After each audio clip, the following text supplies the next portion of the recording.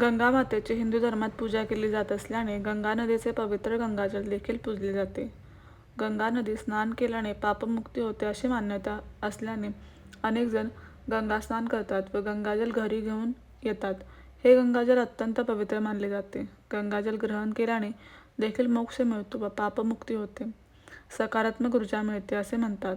मात्र गंगाजल घरी ठेवताना काही गोष्टींची काळजी घ्यावी लागते.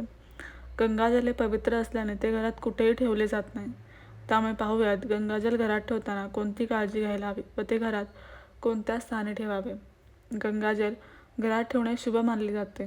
ते घरात ठेवल्याने सकारात्मकता, ऊर्जा आणि गंगा मातेचे आशीर्वाद मिळतात असे मानले जाते. वास्तुशास्त्रानुसार गंगाजल घराच्या ईशान्य कोपऱ्यात ठेवावे असे सांगितले जाते. गंगाजल हे हिंदू धर्मात पवित्र मानल्याने ते घरात ठेवताना देखील तितक्याच पवित्र स्थानी ठेवले जाते. घरात गंगाजल ठेवताना ते आपल्या घरातील देवघरात ठेवावे. गंगाजलची नियमित पूजा करावी असे देखील शास्त्रात सांगितले जाते. गंगा मातेचे पवित्र जल म्हणजे गंगाजल होय.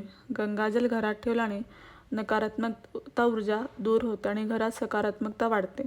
घरातील वातावरण प्रसन्न राहते. तसेच घरात सुख, शांती आणि समृद्धी देखील येते असे म्हणतात. वास्तुशास्त्रानुसार गंगाजल हे घराच्या किंवा आपल्या देवघराच्या ईशान्य कोपऱ्यात ठेवल्याने वास्तुदोष कमी होतात व शुभ परिणाम मिळू लागतात असे वास्तुशास्त्रात सांगतात. घरातील प्रत्येक दिशा आणि कोपऱ्याचे विशेष महत्त्व असल्याने गंगाजल हे ईशान्य कोपऱ्यातच ठेवणे शुभ मानतात. गंगाजल हे पवित्र असल्याने पूजेसाठी आणि धार्मिक विधींसाठी ते वापरतात.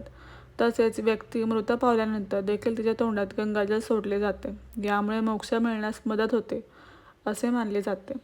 गंगाजल हे नेहमी तांबे, पितळ किंवा चांदीच्या भांड्यात ठेवावे.